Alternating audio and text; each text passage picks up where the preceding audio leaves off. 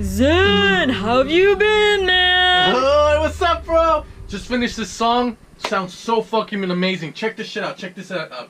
I feel so alone.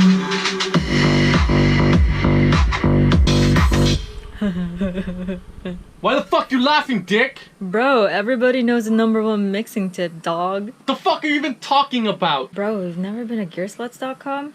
The fuck is Gearsluts, bro? I don't want to hear about your fucking porn where naked girls are probably mixing tracks. Like, No, bro, they tell you to reference your shit, man. referencing? What the fuck? Bro, it's a forum full of old people, so you know they know what they're talking about. Fuck, whatever, get the fuck out of here, bro.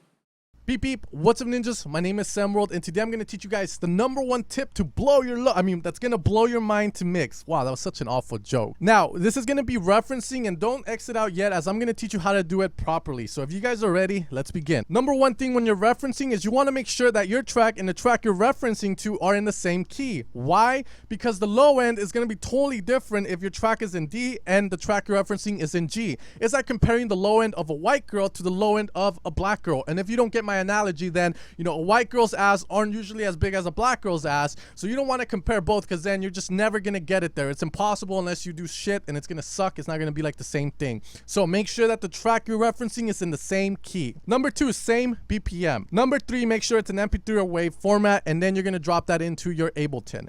Now here we have the track. Now let's figure out how to reference this properly. The first thing I want to do is I want to figure out how loud the track is. This is gonna give me kind of something to aim for when I'm mixing and mastering my track. Now some plugins to do this with are going to be the WLM by Waves. You're also going to be able to use the T-Rax meter, and I'm sure there's a lot more like Ozone's inside and all that. Now we're going to go to the loudest part of the track and we're going to see how loud it gets, and I think it's going to be somewhere around here.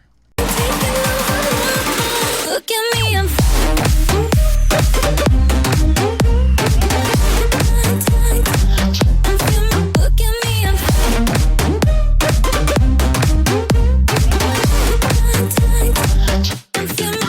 So the track got loud. It got to around -7 to -8 LUFS. So that's pretty good in loudness. I think they could have gone louder if they wanted to. Now, after we found out the loudness, what we can do is find out where they're placing everything in the image. So we can use an Ozone imager. So let's bring that up. And we can grab that, drop that in. Now, the reason we're using the Ozone 7 imager is because it's going to allow us to do multi-band. But the thing we're using it for is we just want to see where everything is placed in the mix. So if we check the low end on their track, see how it's placed. So if I was referencing this track and I really like the way it sounds, and I'm going to aim for my track to look like that below 165 Hertz or 150.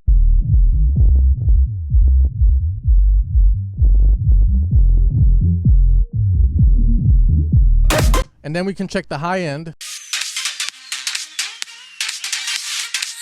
So if you notice, we're just checking how everything sounds in terms of image, and then you can replicate that. Now, the last tip I have for you guys when it comes to referencing a track in the DAW is really going to be to just use an EQ. And what we want to do is we want to form something that looks like a titty. Now, I know you guys remember stuff like that, so that's why I'm saying it that way. And now what we can do is reference the low end. We can reference maybe, how is the 200 Hertz to 500 area sounding?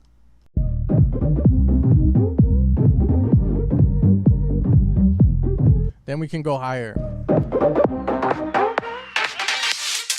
Now, the next thing we want to do is we want to reference the track somewhere that's not in the studio. Now, a place that a lot of people fail to reference their tracks in is one of the places where a lot of people are going to hear your music. Because statistically, a lot of people are starting to use their phones in the bathroom. I'm going to make sure the track bangs in here. Here we go. That natural reverb though.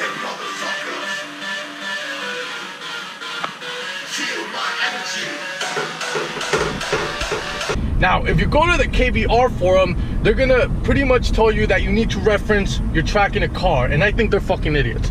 Why? Because you need to reference your track in the most generic car possible. Now, only teenagers, young adults are gonna be listening to dance music, and most of them are driving a Honda Civic. So we gotta make sure it bangs in the car. And now we test that shit out. Hear that shit?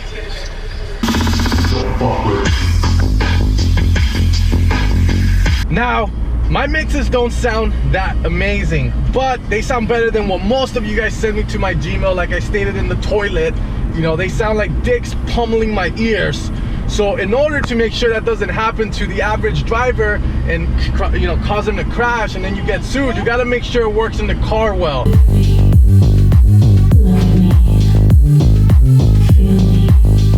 Now sometimes the beaches might want to hear your track, so you gotta make sure to rap with your track on the beaches, because that's where the beaches are gonna listen to it.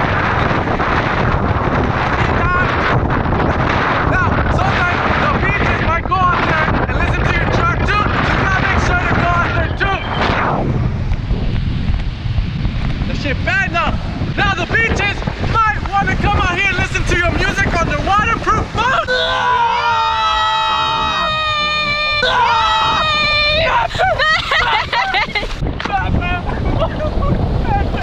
Why are you still recording? Oh, my project's already here. Fuck this video. Fuck this video. Come on. I was supposed to get signed the Cashmere's burial. I'm gonna bury this shit.